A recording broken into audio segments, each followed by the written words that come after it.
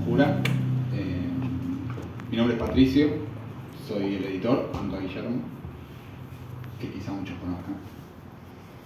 Me acompaña Ariel Pucax, autor de Snuff, que es su primera novela, periodista, editor de Walden, para mí una de las editoriales independientes más interesantes que hay dando vueltas en la escena argentina e internacional.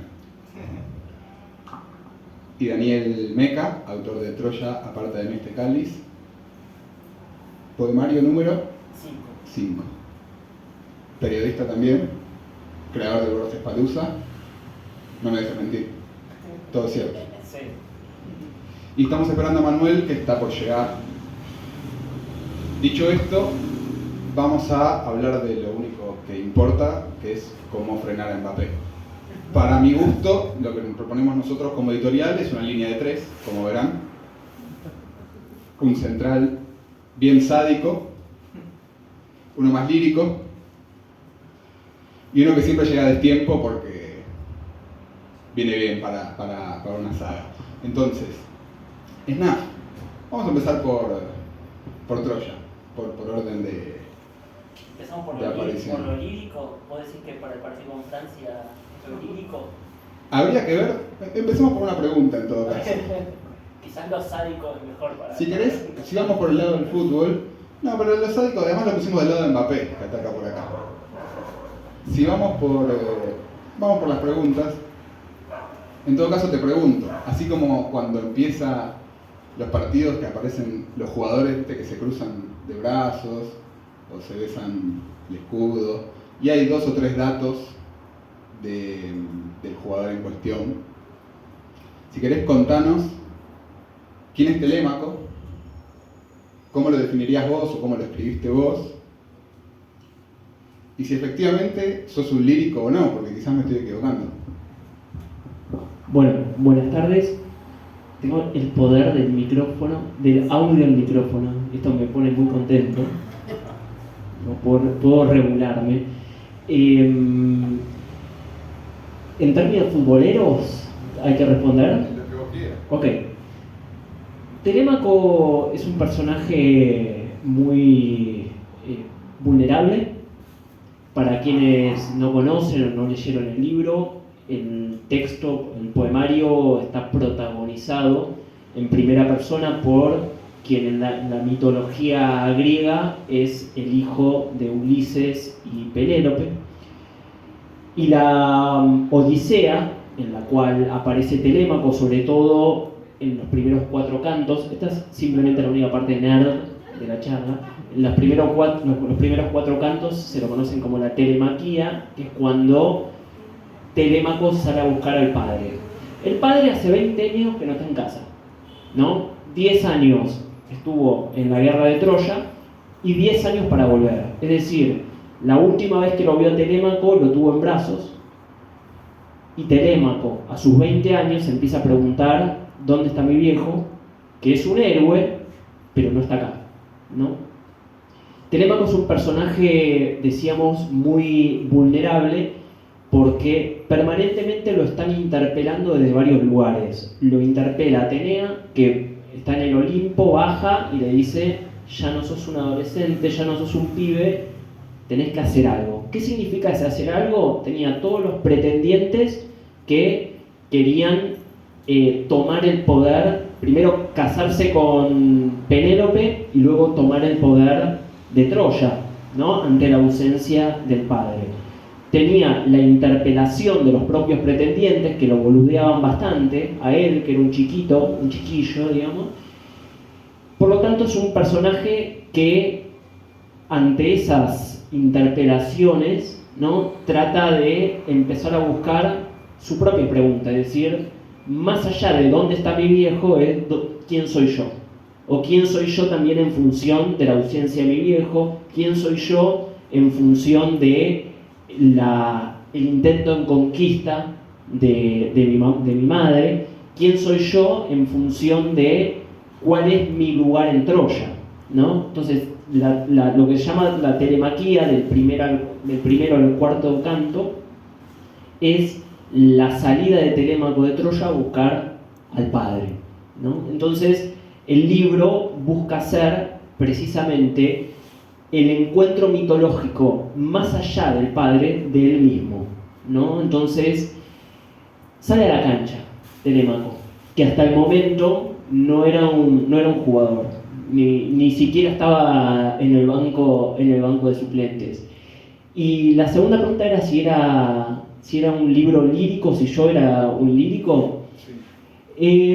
Bueno, mi segundo libro de poesía se llama Lírico. Yo diría, depende, es cuando... Bueno, yo traje hoy una remera borgiana, como siempre. Siempre digo que le estoy sacando toda la plusvalía a Borges, hasta que venga la señora con una carta documento. ¿La nombramos? Yo digo señora K. Mejor, para no tener problemas. Claro, es ambiguo también lo de señora K, puede traer otro tipo de polémicas, pero por las dudas, como tiene como una mano muy ancha... La canosa, decir. Claro, o la japonesa.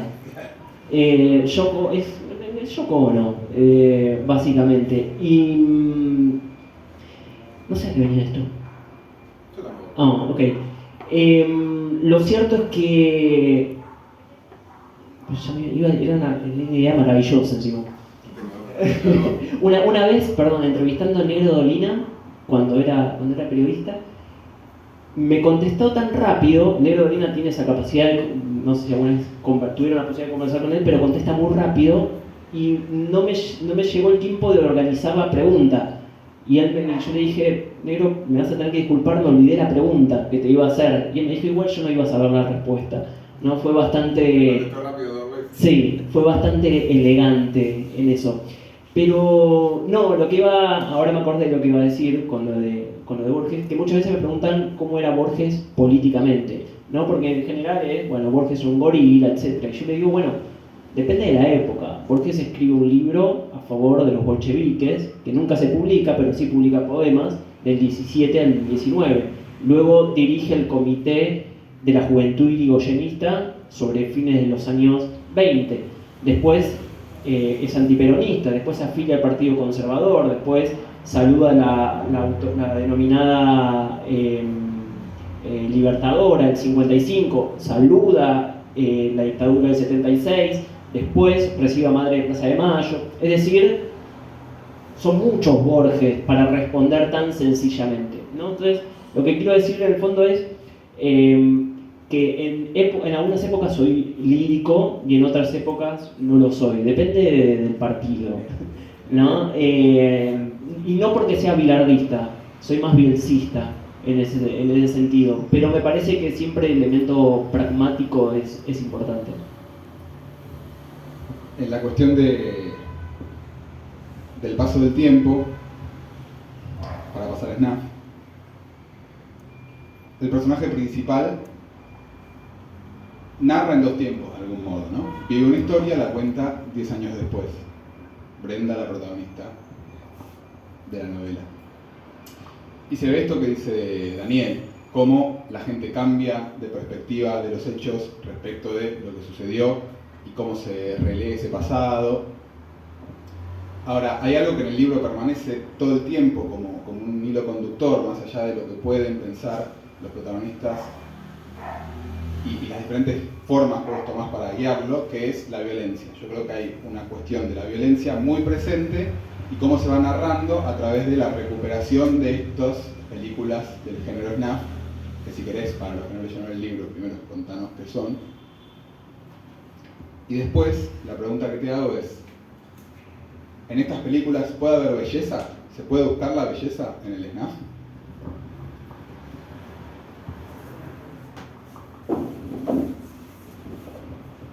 Bueno, primero explico un poquito lo que es el snuff. El snuff es un género cinematográfico apócrifo o que no se sabe si existe, en el que supuestamente se registra una muerte para ser comercializada. Si no es el fin, para los puristas no es snuff. Por ejemplo, cuando se vio el suicidio de Malevo Ferreira, que se pasó por todos los canales, eso no fue snuff, porque la finalidad por más que los canales después lucraron con eso, no era que se comercializara la cinta. La idea es tomar a una persona, asesinarla, registrarlo y venderlo. Por lo tanto, el FNAF es un mito urbano, y abrió la puerta para que ese mito urbano se colara en muchas ficciones, tanto de Hollywood como no de Hollywood. A su vez, FNAF fue una película hecha en Argentina, justamente, con otro título. El título original era Matadero, Slaughter, que se filmó en el 71 por un matrimonio británico, Robert y Michael Findlay. Se filmó en Tigre, la película fue un fracaso comercial y 5 años después su distribuidor recuperó las cintas, incorporó una escena final, una nueva escena final en la que se rompe la cuarta pared, que todo parece haber sido un rodaje, que se pone en evidencia el artificio del cine y se registra ahí cómo se tortura y asesina a una de las actrices. La película termina con un corte, sin créditos, sin nada. Y eso permitió que la película fuese explotada comercialmente como una película en la que se mostraba un asesinato real. Eso llevó a que hubiera manifestaciones de todos lados, ¿no? De tanto grupos religiosos como de grupos feministas, de grupos muy encontrados entre sí, que todos estaban en contra de lo que se decía que era la sexualización de la violencia. Si puede haber belleza en eso, para mí es muy difícil. Yo, en lo que es propiamente dicho de FNAF, yo no me encuentro. Me refiero a que uno tiene la idea de que la belleza es como la búsqueda permanente, o el ideal, o el estado que uno busca cuando se acerca a una obra de arte, que finalmente podemos discutir si eso no es, pero es una película. Pero quizás no tiene por qué serlo, digo, uno no tiene por qué ver las cosas necesariamente porque son bellas. Te cambio la pregunta, ¿qué buscas cuando ves una película SNAF? Yo en particular me gusta cuando el SNAF es parte de la trama de una película. Lo que fue la investigación para el libro, porque está todo trabajado desde material real,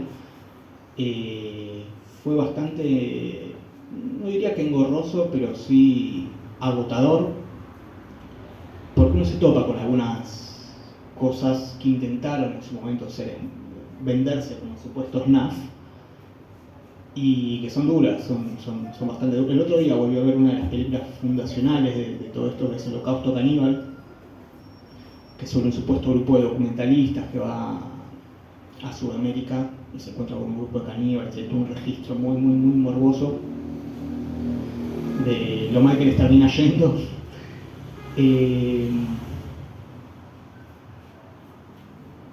Y yo lo que busco es, siempre hay, no sé, yo creo que en el género de terror hay morbo, ¿no? Uno busca ahí lo que creo que desearía que no haya en la realidad, que es un nivel tan extremo de violencia que uno desearía que solo existiera en la ficción.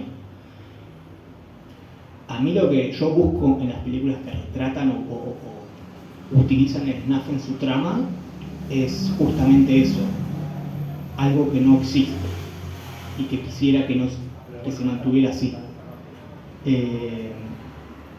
Por lo tanto, sí, las películas que incorporan el SNAF en su trama me parecen súper atractivas, porque también son películas que están jugando con el supuesto y con el mito. No sé si respondí.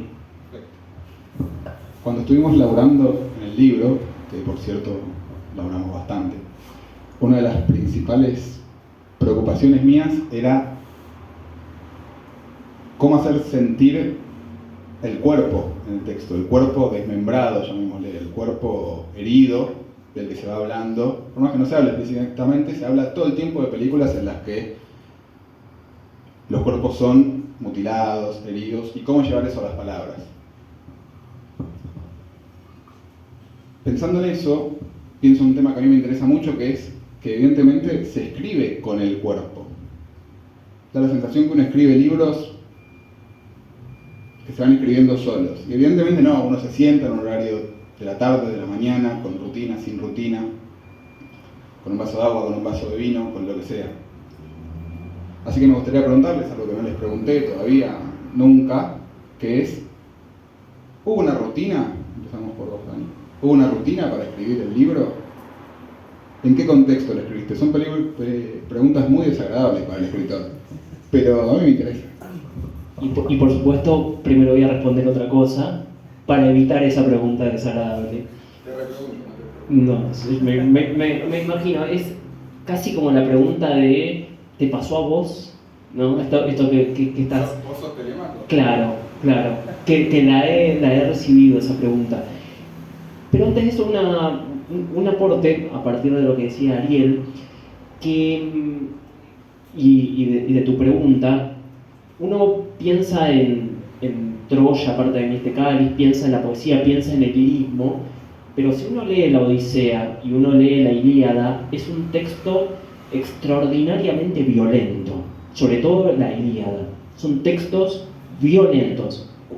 Y hablamos de la Odisea, que la Odisea forma parte más de la tradición de la Grecia asentada, una Grecia más serena. La Ilíada forma parte de la Grecia expansiva, es decir, el libro representa esa avanzada. Pero si uno ve qué es lo que sucede cuando Ulises llega finalmente a Ítaca, las escenas cuando mata a los pretendientes son matanzas de Tarantino, ¿no? Y eso no está tan presente en el imaginario escolar. Es decir, tenemos la imagen de Ulises y las sirenas, tenemos la imagen de Penélope tejiendo y destejiendo, pero no tenemos presente las imágenes tan violentas que hay dentro de la Odisea, que hay dentro de la Ilíada. Hay uno de los poemas, varios poemas, es una secuencia, cuando se da el enfrentamiento entre Héctor, que es el hijo de Príamo, rey de Troya, y Héctor, príncipe de Troya, con Aquiles. Aquiles no solo lo mata, que era casi un hecho inevitable, porque era un semidios, sino que lo mata, lo arrastra frente a todo Troya, lo arrastra frente al padre, ¿no? Y lo hace, arrastra el cadáver, ¿no?, del hijo. Y es una escena realmente violenta porque no solo lo mata, sino que lo descalifica en la muerte, ¿no? Y pensaba eso en función de lo lírico y lo no lírico y las fronteras, ¿no?, que se dan, porque la Odisea y la Ilíada tienen momentos muy poéticos, pero también en estas matanzas hay una estética, hay un tipo de estética. No sé si es belleza o no es belleza, pero forma parte de la trama. La pregunta o el interrogante es ¿por qué no se han constituido en el imaginario popular, ¿no? Quizás porque no era tolerable eso ante textos tan escolares, ¿no?, de alguna manera. Pero yo no veo yo leí el libro de Ariel y demás, pese a que son dos géneros diferentes, me parece que comparten cierta violencia en los movimientos, pese a que es poesía esto. Uno diría, no, la poesía y demás. Yo cuando los estudié, los libros, tanto la Ilíada como la Odisea, encontré mucha violencia y eso me sorprendió. Y por otra parte creo que comparte con el texto de Manuel, que no sé si sí, es como el General Alais. Nunca llegó. Claro, bueno, no es una referencia para millennials, es para más boomers, ¿no? La de General... Sí. El libro de Manuel también tiene cierta violencia. Sí, iba a decir otra cosa. A ver. Y ahora te doy la palabra, No. que me parece que comparte el tema de la escritura. ¿Qué quiero decir? Comparte la preocupación por la escritura. Me parece que el libro de Manuel es un libro que tiene como leitmotiv el cómo escribir, qué escribir, dónde escribir, cuándo escribir. Eso es lo que me parece que es nodal y todas las circunstancias van acompañando eso. Me hace acordar mucho a una pregunta que anda dando vueltas por el aire.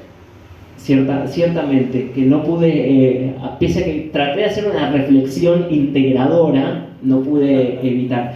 La respuesta es bastante sencilla. Para mí es un trabajo oficinista. No, en absoluto pienso que más en la poesía, que está asociado a esto de la musa, la inspiración y demás, todas, perdón la palabra, todas boludeces, hay que sentarse y trabajar. Yo trabajé durante 2-3 meses, el libro eran 5 horas por noche, a veces salían 10 poemas, a veces salía uno, pero era un horario de oficina para mí. Y después de escribirlo, de terminarlo, lo dejé 6 meses sin tocar. Lo volví a agarrar a los 6 meses para ver cómo habían envejecido los poemas, ¿no? Entonces, yo siempre cito una frase de Oscar Wilde que dice: estuve toda la mañana poniendo una coma y a la tarde la saqué, ¿no? Esta idea que para mí es central en la literatura, que es el trabajo fino sobre el texto. Me parece que la poesía, propiamente dicha, es trabajo, ¿no? La inspiración, sí, me parece que responde más a otro tipo de cánones, otro tipo de etapas, ¿no? Pero no sé si respondí. Y acá igual, perdón la introducción. No, decía que el libro de Manuel, no, voy a decir esto nada más. Empieza con un tipo que va caminando por la calle con la ceniza de un gato en una mochila. Así que también hay cierta cosa Sí, una violencia solapada. solapada. Diga. No, Te agrego algo a la pregunta. No me acuerdo cómo llegamos a hablar de eso cuando estábamos laburando el manuscrito, pero me acuerdo que uno de los dos citó algo que dijo un escritor portugués que se llama Antonio Lobo Antunes, que lo que dice el tipo es que en el primer borrador siempre está todo, que después vos podés cambiar, si querés, toda la obra, todas las palabras, pero que en el primer borrador todo eso ya estaba prefigurado. Este libro tuvo muchísimas versiones, siempre más o menos estructuradas sobre lo mismo, pero tuvo muchísimas versiones. Pero sí me interesa saber, porque yo no formé parte, ¿cómo llegaste a ese primer borrador? ¿De dónde salió? ¿Hubo una eureka? ¿O cuando te quisiste dar cuenta ya lo tenías todo? Por ahí. Yo coincido con Daniel que hay una cosa medio oficinista, en el sentido de que es sentarse, ¿no? Y quizás un día de eso escribís 3 carillas, pero escribiste 20, y de las 20 no te sirve ninguna, y de las 3 te sirve media, y otro día escribiste 10 y te sirven las 10. Pero eso para mí es algo que se va como desoxidando en uno. Hay para mí una cuestión acumulativa. Hay algo acumulativo que es lindo, que a veces ni siquiera es escritura. Es tomar notas, es entender la forma, la estructura, cómo contar las cosas. Yo entendí, creo que bastante rápido, cómo se iba a contar Snuff, que era de un modo, no te digo que no narrativo, pero no lineal, con mucho elemento para literario, si se quiere. Hay una utilización constante del género menor, digamos, el mail, la grabación de clases. ¿Lo elegiste o te salió? Eso yo creo que uno en el momento a veces toma decisiones y después no recuerda, ¿no? Cómo fueron tomadas.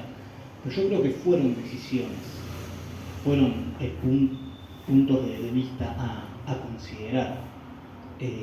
Lo que son las grabaciones de clase, yo eso no lo veía contado, no sé cómo hubiese sido contado de otra forma.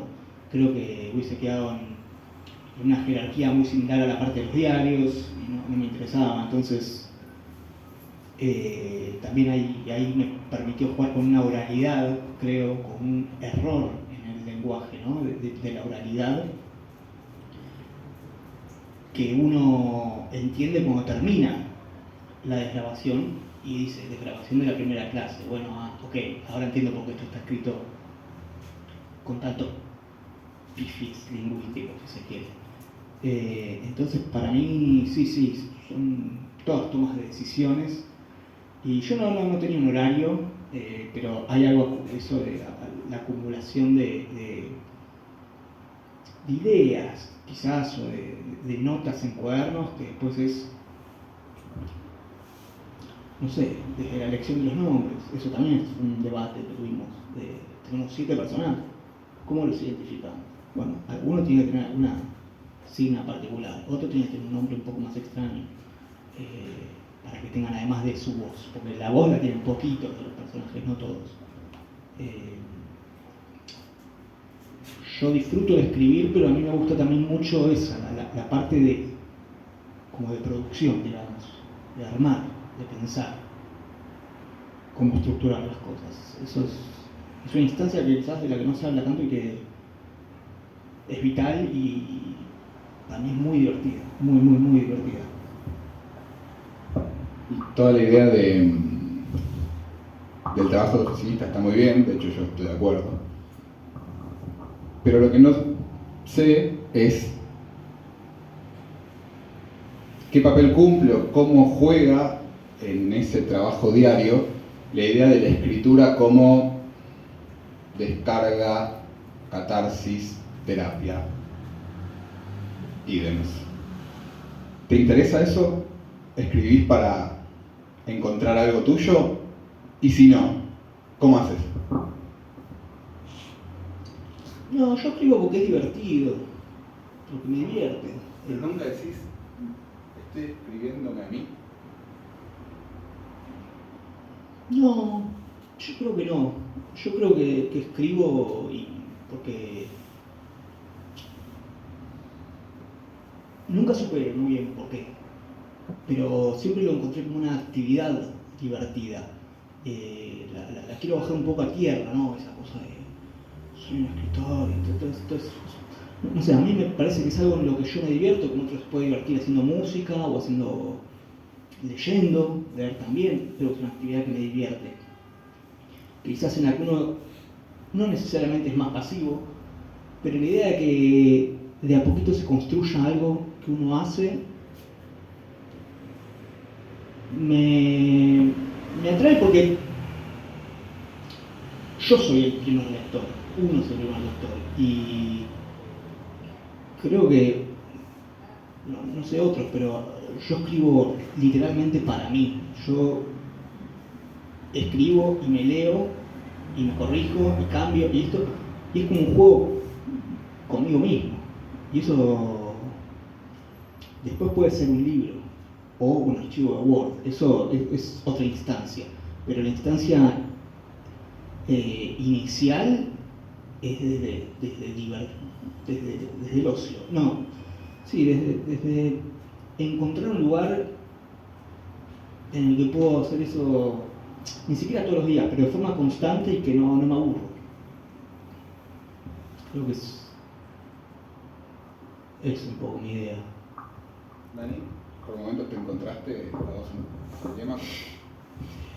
Yo creo que hay muchas declaraciones, digo, en general en el campo intelectual muy grandilocuentes en torno a que escribir es un espacio terapéutico, o a que, no sé, me salvó de matarme, o a terapia se va a terapia y a escribir se va a escribir. Yo en eso coincido con Ariel. No,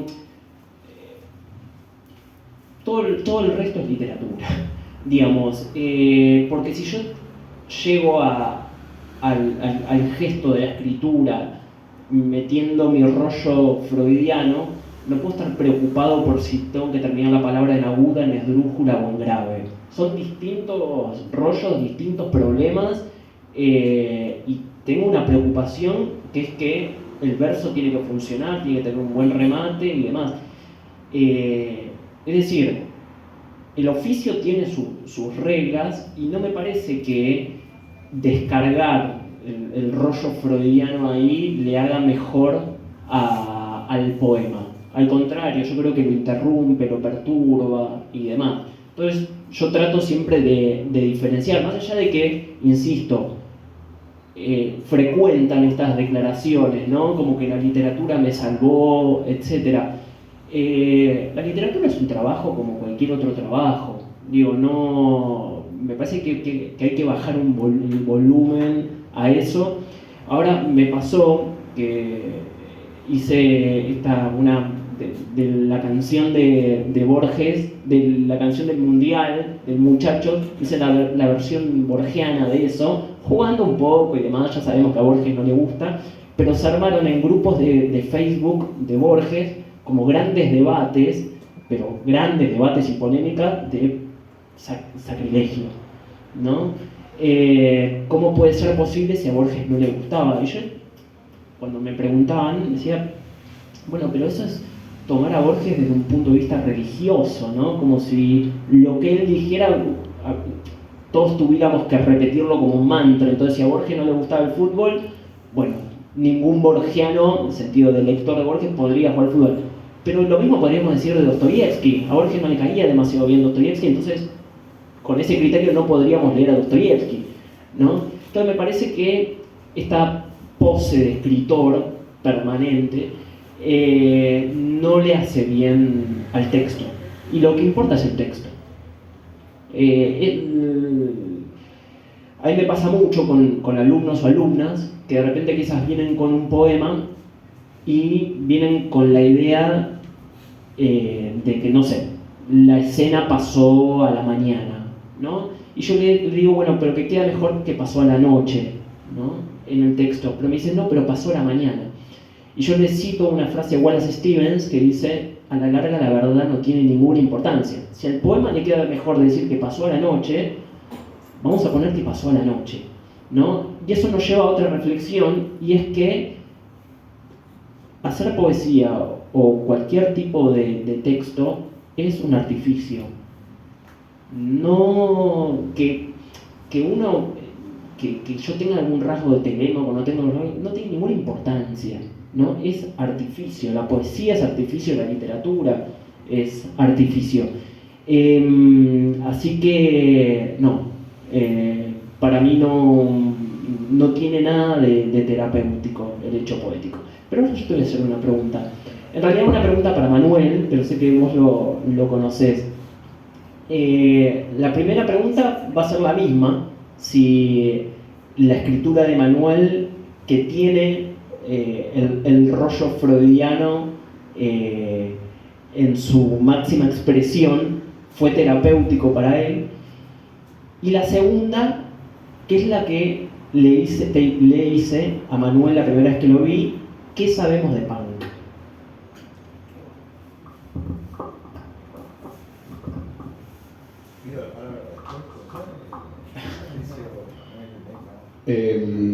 Antes de responder, quien quiera hacer preguntas después de Guillermo se anota, levanta la mano y se anota. Yo en general coincido con lo que estuvieron diciendo los dos, es como si los estuviera guionando, así que voy a suponer que me está guionando Manuel. Coincido que permanentemente se está produciendo ese artificio. Ahora, creo también que parte de la gracia, o quizá ese es el artificio, es hacer creer que se está diciendo una verdad cuando no, y hacer creer que se está diciendo una mentira cuando no. La discusión de la ficción, la verdad y la mentira creo que ya está perimida, ¿no? Ya no hace falta seguir ahondando en el tema, pero sí, pensando en los senderos que se bifurcan, ¿por qué no? Lo divertido quizás es hacer pensar a la gente que la está llevando por un lado cuando en realidad la está llevando por el otro. Y a mí me gusta trabajar, o Manuel, en ese sentido, con una idea que vos conocés bien como borgiano que sos, que es la idea del doble, ¿no? ¿Cómo juega el doble en una ficción? Aunque no haya dos Mecas, dos Manueles, dos Sergios. Pero permanentemente la literatura trabaja con la idea del doble. Porque la personalidad trabaja con la personalidad del doble. Digo, el doble es el múltiple siempre. Y cómo un narrador entra y sale de eso, para mí, es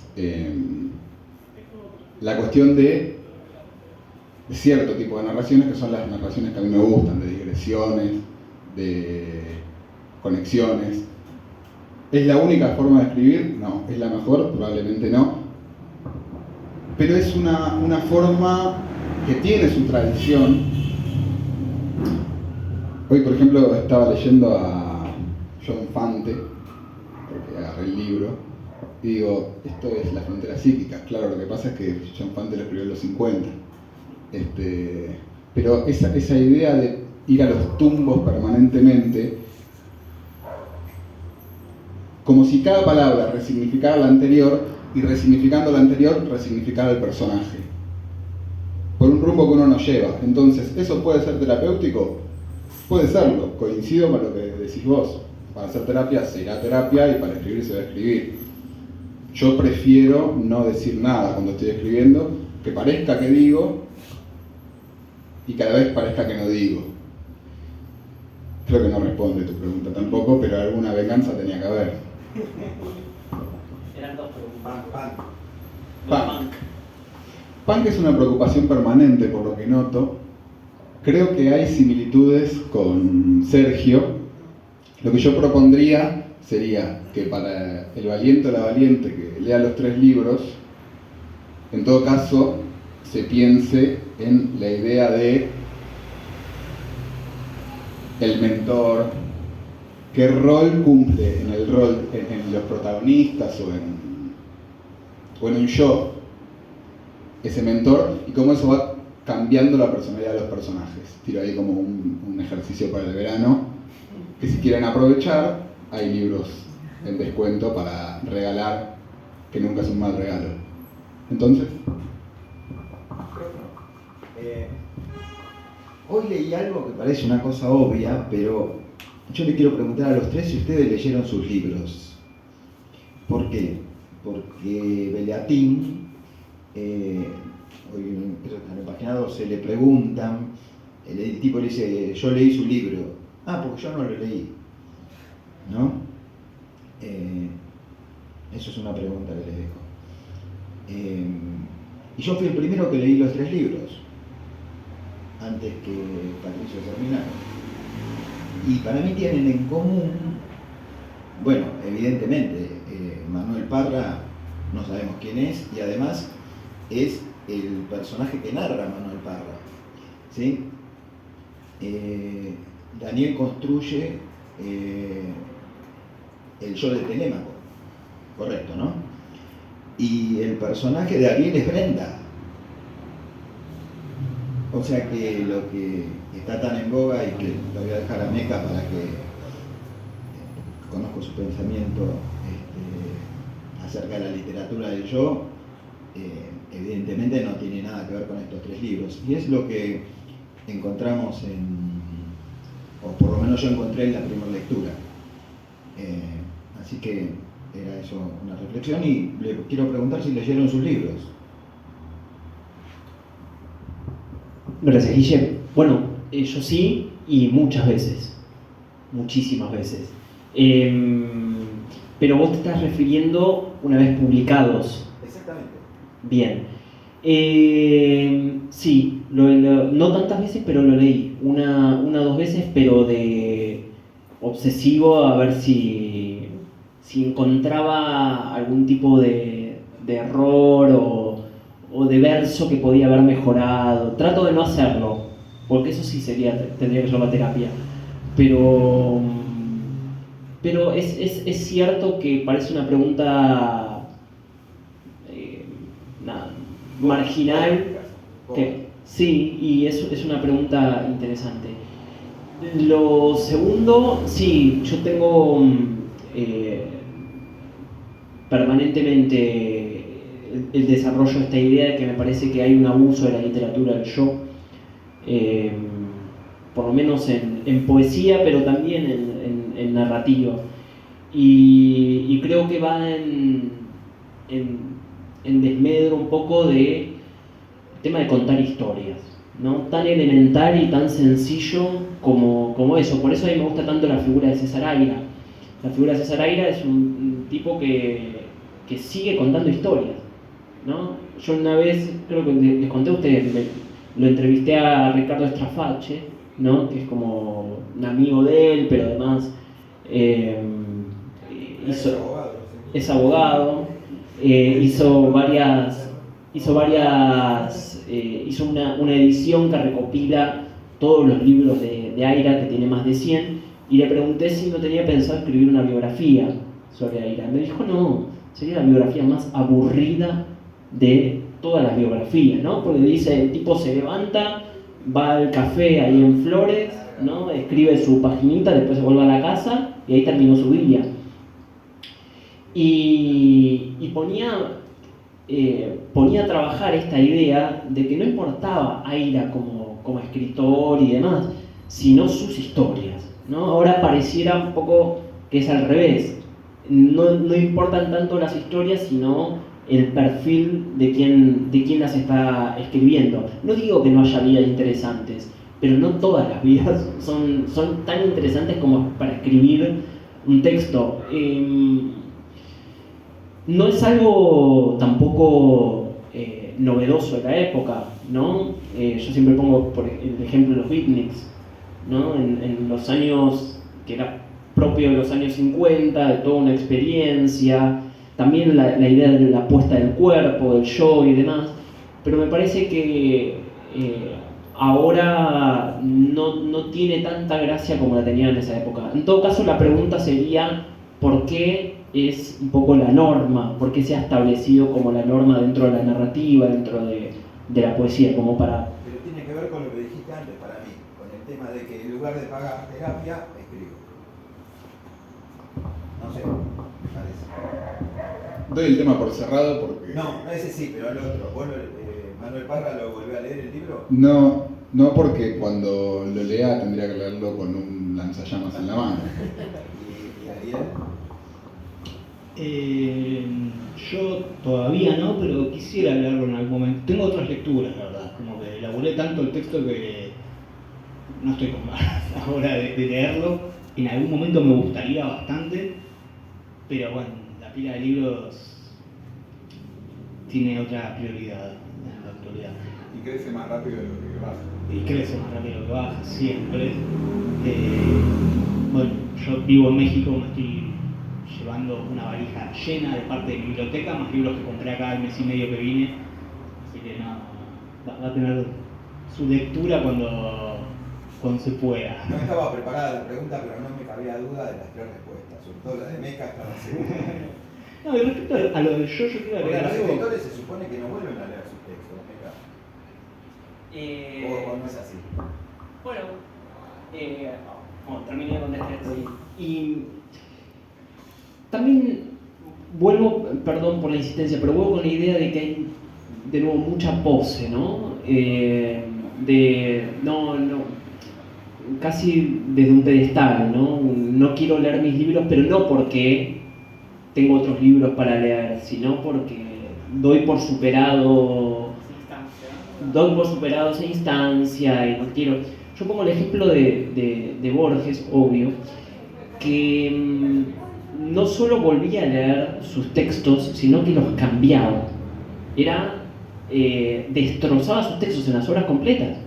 Leer la poesía de Borges es un problema, porque el primer libro de él, que es del 23, cuando empieza a reeditar sus obras completas, saca poemas, agrega poemas, cambia versos minúsculos en poemas, es decir, no solo vuelve a leerse, sino que los vuelve a cambiar, ¿no? Entonces, ahí tenemos un ejemplo de cómo un escritor está preocupado por sus textos. No digo que eso sea lo correcto, ¿no? Pero creo que en muchos casos hay pose un poco más de ubicarse en un lugar superado, de no leo mis libros porque, no sé, eso me rebajaría intelectualmente, qué sé yo.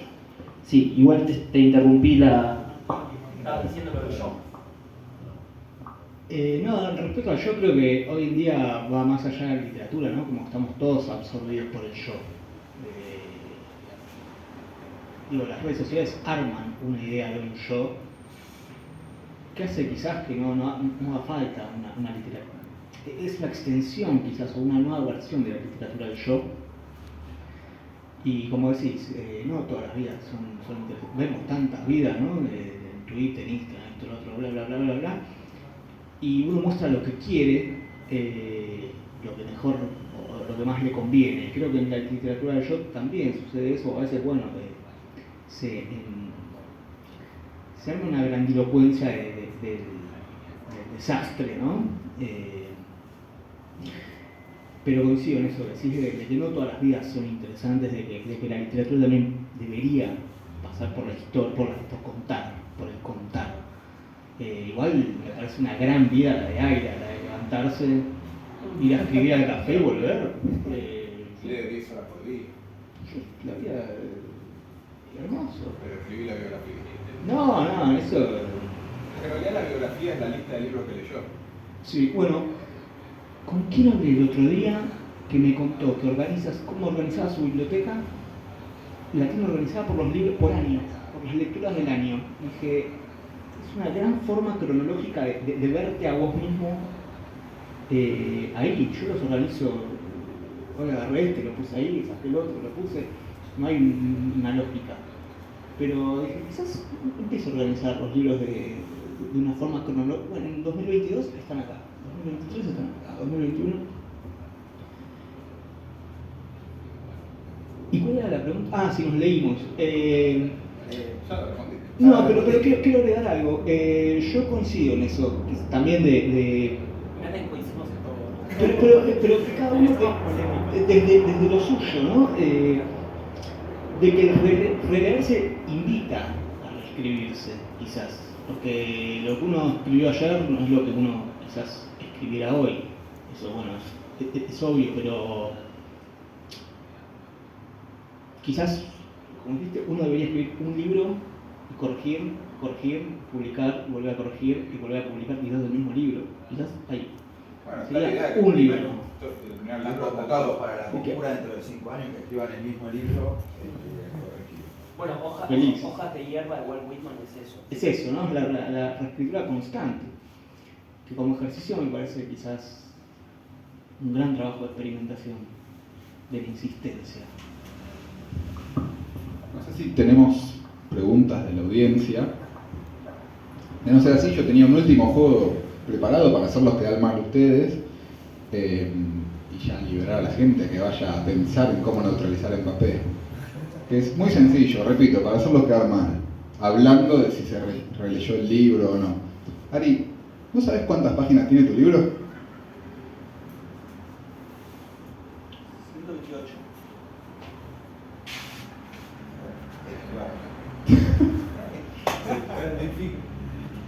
No, acá, el escribano. Cerca. Segunda oportunidad. Más o menos. 132. Escribano. Menos. No, ya está ahí. Perdí. O sea, cuanto más chico, más barato para la editorial. ¿Por qué pensás que le empecé a sacar capítulos yo? Y la primera palabra, ¿te acordás? Bueno. Esa era fácil. Igual. Dani.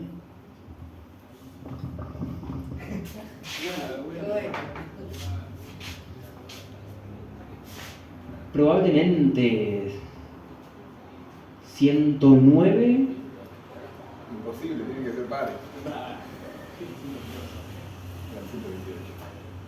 109, 110, 108. Cerca. ¿Cuántas eran? 113. En realidad son 116. 116. Claro. Claro. Ah, pero ustedes no decían No, contando todo la... Y la primera palabra es imposible que lo sepa. La primera palabra del libro es... Sí, la sí, recicla siempre. ¿Dónde estás? ¿Dónde? Bueno, en realidad es un signo de interrogación, ¿no? Empieza con una pregunta. Y ahora me se ve. Si te pido los epígrafes, Sí, bueno, los epígrafes son dos de César Vallejo, porque el libro es un homenaje a César Vallejo, al último libro de Vallejo que es España, aparta de mí este cáliz. Hay uno de... ¿Tirón Borges? No. Es una buena pregunta. Dos de Vallejo. No me acuerdo los otros dos. te dije que las para que te quedar mal. Sí. Homero, Ah, una de Homero, obvio. ¿La otra? la tenés que sacar. Es un clásico, no pusiste a Estrafacha. ¿Aira? ¿Puso una Aira? No. Ni más, ni Es más. un clásico de todos los tiempos. No, me está haciendo quedar mal en serio. William, ¿no? Ah, de Shakespeare, Hamlet, obvio. Sí.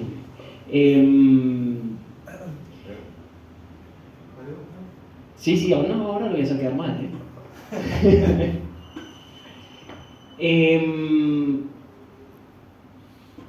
¿Cuál es la última palabra del libro de Manuel Parra? Nuevo. Sí, sí. Vayan si quieren preguntar algo. ¿Cuál es la cuarta? Sí, me cagaste. Y bueno, El epígrafe. Es fácil. Sí, No, pero el epígrafe de epígrafe, es fácil. ¿cómo empieza? Uf. No me acuerdo cómo empieza. Es largo además. Es largo, no La me frontera acuerdo. sí que empieza. No. ¿Cómo es? Literatura y política. ¿Sabes que pensé que eso estaba en el medio de la literatura política? Sí. ¿Y primera palabra? Por suerte Dani me preguntó la última porque la primera la estuve pensando y no me la acordaba y no quise hacer trampita. Así que bueno. Sí, Quería tenemos. preguntar Va. si llevan diarios y si releen los diarios cada tanto, retoman algún día, algún año, algún mes de sus vidas. Fue algo que hice siempre de manera muy intermitente.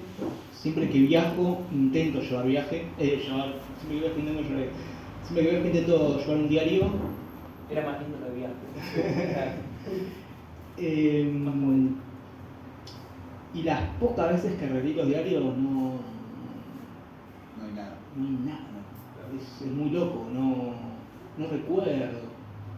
No sé para qué uno lleva un diario, pero lo hace.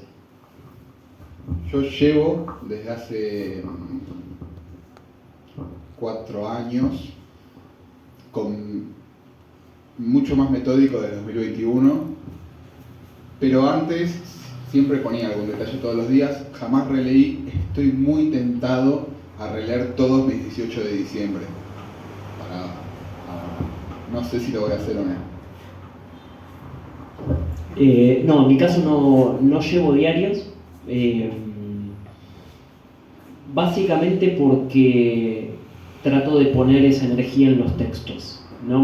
Me parece que el hecho de llevar un diario exige una energía literaria, sobre todo porque cuando uno está pensando en un diario, me parece a mí, ahora te lo pregunto a vos, está pensando en que eso va a ser literatura, eventualmente.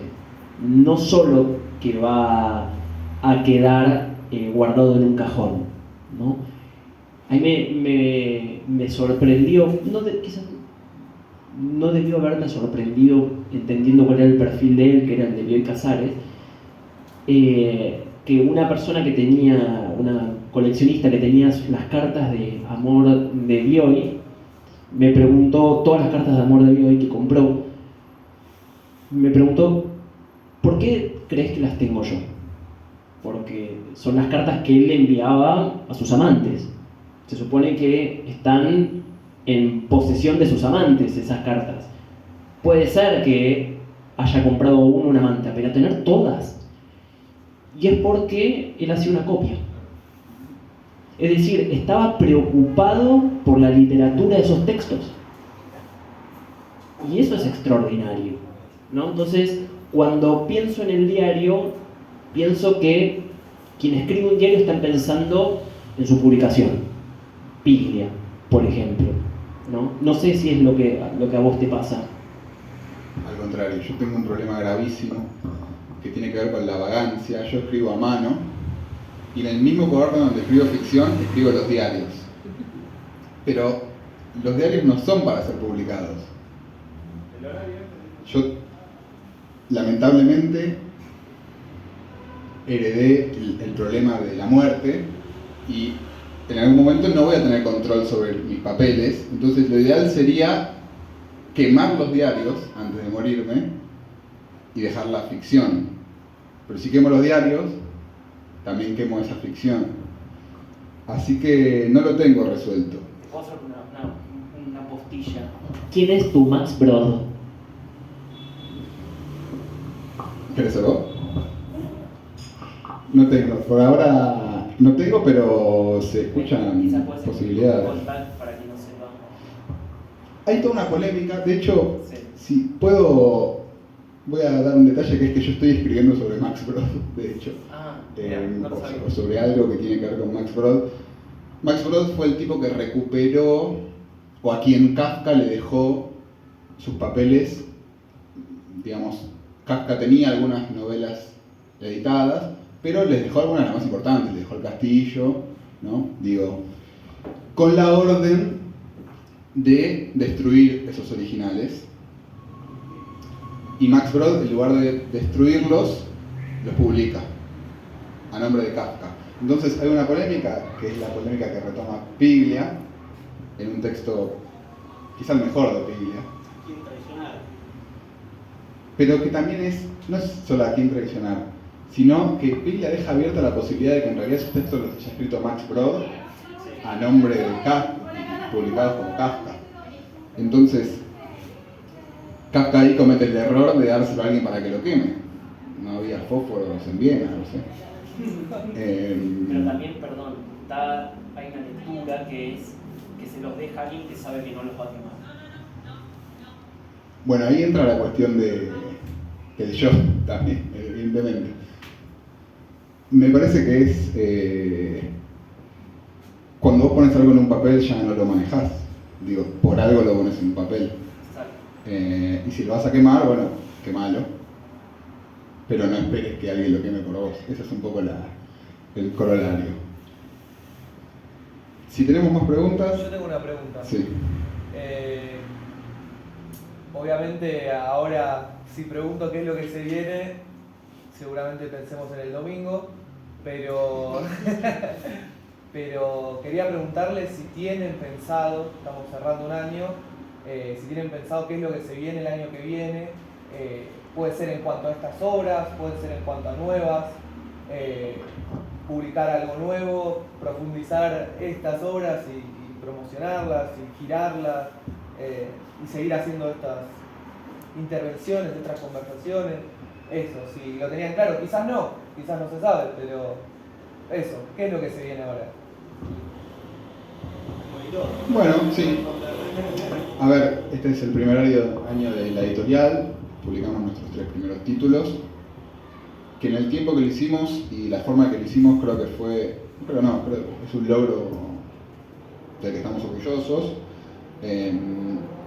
Nos gustaría al menos publicar 3 libros más, pero yo tengo la idea como editor, siendo que estamos editando autores jóvenes, de acompañar el recorrido de los autores, porque, a ver, yo creo que un libro no alcanza, es un punto, y la obra, aunque parezca que da vergüenza hablar de la obra cuando recién uno tiene un libro publicado, porque es como algo que se puede llevar el viento, pero yo creo que la obra es algo que se construye con el tiempo, que hay que acompañar, que hay que pensar, y que finalmente lo que hay que ver es el recorrido que dibuja esa obra, y a mí como editor me gustaría acompañar a los autores en ese recorrido. Entonces, mi idea es esa, y después la pelota pega en el palo y entra, o pega en el palo y va afuera.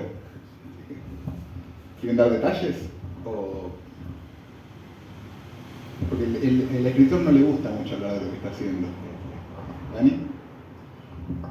No, pensaba, siempre evito las preguntas, poniendo en agenda otros tópicos, pero voy a responder igualmente. En algún punto de la narración respondo.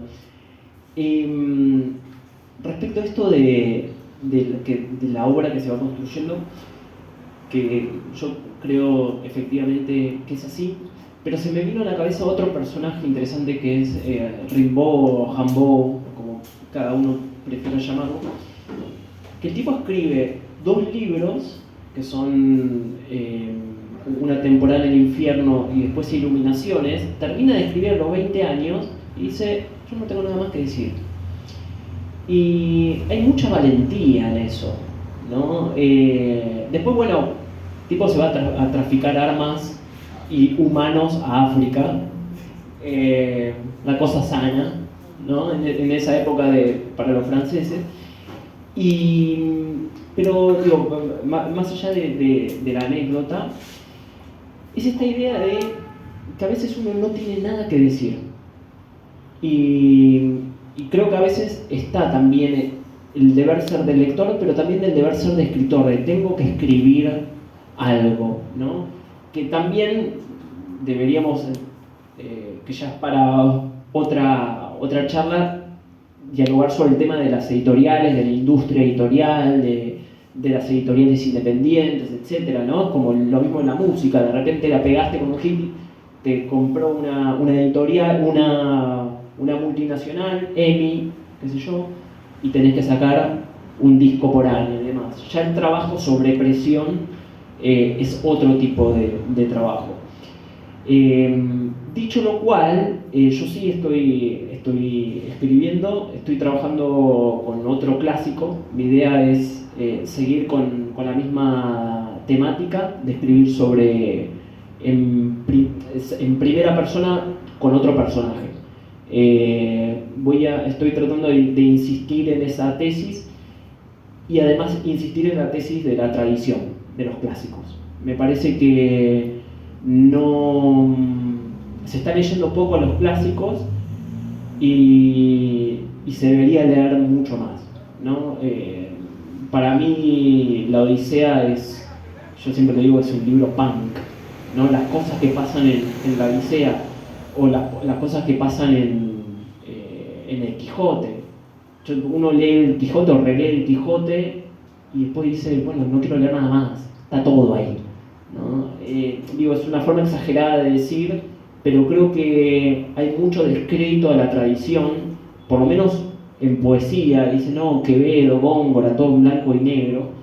Y yo creo que para hacer un soneto como hacía Góngora, como hacía Quevedo, debería estar 5 meses. Realmente, no lo digo exageradamente. Y por último, para darle la palabra a Ariel, la otra vez presentando este libro en Montevideo dije algo que, va a sonar arrogante esto, pero esto es un muy buen libro de poesía. Y cuando dije va a sonar arrogante es porque si uno se queda con esa frase, que la idea era que genera un título, ¿no? La siguiente oración era, tuve que escribir 15 años más los poemas para poder decir eso, ¿no? Entonces, hay todo un trabajo detrás que es invisible, pero que forma parte del libro, ¿no? Que es como una especie de narrativa invisible que está presente, que no se ve, pero que forma parte de la creación. Bueno, continuando con esto que decís, sí, es muy así. Uno ve el librito de 120 páginas, pero detrás quizás escritas hay 5.000, ¿no? No sé, todos estamos más o menos por los 30 y pico, y me imagino que empezamos a escribir de adolescentes, entonces hay como unos 20 años de trabajo, ¿no? O 15, lo que fuere. Entonces es una primera novela, la mía, pero detrás hay un montón de otros intentos de textos que yo estoy muy satisfecho con haberlos escrito, pero no necesariamente con que se hubiesen publicado. Y ahí está un poco eso, ¿no? De la necesidad de publicar. ¿Por qué uno publica? ¿Por qué uno quiere compartir lo escrito? Y a veces a muchos escritores creo que les gana la idea de ver su nombre en una portada y no tanto en lo que tienen para comunicar o para contar. Y eso para mí es grave, no sé, para mí es grave.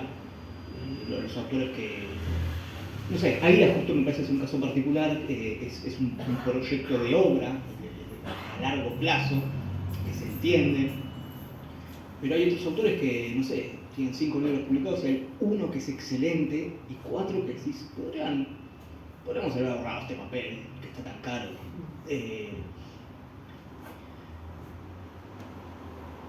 bueno, nada, eso un poquito sobre mi visión sobre lo que es escribir y publicar. No todo lo que uno escribe tiene que ser publicado, lo mismo con los diarios. Yo creo que, bueno, vuelvo a eso un poquito, yo creo que escribo diarios porque no saco, o como saco fotos también escribo los diarios, es para tener un mínimo registro de no olvidarme, aunque después no relea, es para no olvidarme. Yo también creo que los voy a destruir, no me interesa que eso sea leído por nadie en absoluto, más que por mí algún día, y después borrarlo, literalmente. Y respecto a lo que estoy escribiendo, sí, sigo con la temática de cine, estoy escribiendo algo que sigue el mismo mundo, en algún punto. Esta novela en particular toca mucho lo que es lo real, el material de archivo, lo documental. Lo que estoy escribiendo ahora no es pura ficción, pero bueno, es sobre el mundo de los extras en el cine, que son como el eslabón más diminuto e invisibilizado en la industria del cine. Y bueno, está protagonizado por un grupo de losers absolutos que son los extras, porque yo bueno, trabajo en cine y como no conocía a nadie, lo primero que hice fue ser extra. Y no va por la literatura del yo, pero fue como un mundo que dije, esto no entiendo cómo no está retratado por nadie, esto es una locura lo que pasa acá. Así que bueno, va por ese lado y espero algún día hacértelo leer, pero sí. Ya leí la mitad. Una parte. Falta. ¿Y Parra? ¿Qué está escribiendo? ¿Se sabe usted? Ya te conté lo de Max Brod. Ah, ciertamente. El alemán. Es por lo de los 30. El alemán, justo. ¿No? Sí. Además, sí. Como en las conferencias de Scaloni, hacemos la última pregunta y cerramos. Yo les quería preguntar cuántas horas leen por día, si tienen un promedio de libros por año, y si escribieron estos libros durante la pandemia y cómo fue eso, cuándo escribieron, qué hicieron durante la pandemia. Yo trato de poner 1 hora diaria por día como mínimo de lectura, de ahí para arriba. Muchas veces no es aquello que efectivamente quiero leer, sino que tengo que releer para dar alguna clase, pero bueno, lo contemplo dentro de esa hora, dentro de ese esquema. Para mí, pero va más allá de la literatura, la mejor forma de organizar el día es con esquemas, ¿no? Ese es mi método de trabajo. Me parece que cuando me refiero a esquema me refiero a orientación, me refiero a dirección. Si la energía puesta sin orientación, me parece que es energía perdida, ¿no? Lo cual no quiere decir que esa orientación sea correcta, pero tiene que tener una dirección, ¿no? Por ejemplo, en el libro que estoy escribiendo ahora, estoy leyendo metódicamente textos sobre ese libro clásico, ¿no? Es decir, es una energía puesta en una lectura que sé que voy a utilizar en algún momento. Y con la pandemia me pasó algo parecido. Yo la verdad que no tuve una actitud de lamento, y sin desmerecer a quien la tuvo, porque cada uno lo vivió de su manera. Mi actitud fue más bien productiva, ¿no? Salí a hacer cosas, salí a hacer producciones vía Instagram. Este libro está escrito en pandemia. Me parece que cada momento requiere su lectura, y una vez que uno hizo una lectura, insisto, que puede ser correcta o puede ser incorrecta, hay que obrar, hay que hacer. Así que bueno, es un poco mi filosofía de trabajo. Yo no cuento las horas que leo, y casi todo el tiempo leo mal, como si escuchara música de fondo. De hecho, yo leo como para escuchar la música, no me interesa tanto. De hecho, no me acuerdo ninguno de los libros que leí, me acuerdo de la música. De hecho, estoy empezando a hacer un ejercicio que es caminar por la calle y acordarme de la música del texto, no de las palabras, sí cómo sonaba el fraseo. Entonces yo leo como cuando pones un disco y te pones a hacer otra cosa, con la diferencia que no podés hacer otra cosa mientras tanto. Entonces, como si pusiera la mente en blanco y voy viendo por dónde me lleva. Ahora, evidentemente hay momentos en los que sí me meto, si leo 2-3 horas por día, quizás ya 45 minutos de lectura profunda. El resto del tiempo es eso, es como estar en un estado que no es ni la famosa realidad ni el libro, sino en el medio de las dos cosas. Si leo en el colectivo no me puedo concentrar en el texto, pero sí puedo escuchar la música del texto. Y respecto del libro, sí, lo escribí en una falsa pandemia porque formalmente existía tal cosa, pero yo estaba en San Luis, en medio de la montaña, y apenas sabía lo que era el barbijo. Entonces, lo escribí durante 2021, quizás eso responda a la pregunta. Yo creo que hay que también un poco bajar a tierra lo que es el acto de leer, ¿no?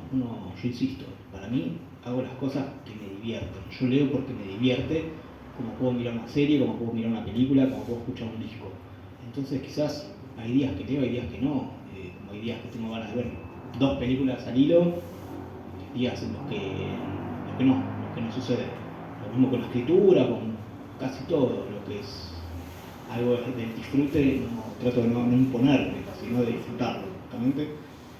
El libro fue escrito, bueno, ya estaban las vacunas, digamos, pero sí fue escrito en pandemia, y a mí lo que pasa también es que el trabajo de editor, yo tengo mi propia editorial, y eso a veces contamina un poco las lecturas que son por placer con las lecturas que son para la editorial, ¿no? De buscar nuevos textos, nuevos autores, pensar catálogo, es como toda otra instancia que no me permite leer por goce y tampoco escribir. Entonces en momentos quizás de más calma son los en los que he podido leer más por placer y poderme volver a escribir y no a pensar editorialmente. Bueno, vamos a brindar, por supuesto, ahora. Meca, haga el honor, haga el honor. Gracias a todos por venir. Gracias. El aplauso también para Guillermo, por favor, para Aile, por el diseño de las portadas, para los autores. Gracias por venir.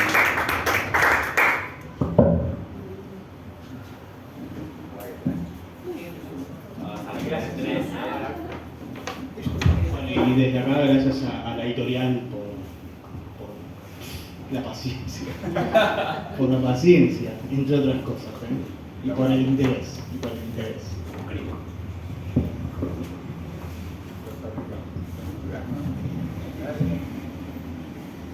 Cuidado con la ventana. Bueno, para generar una noticia, ¿no?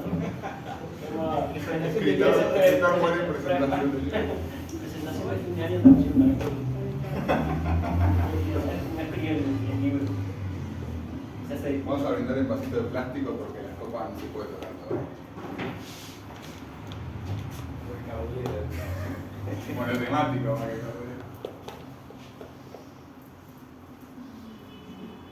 no.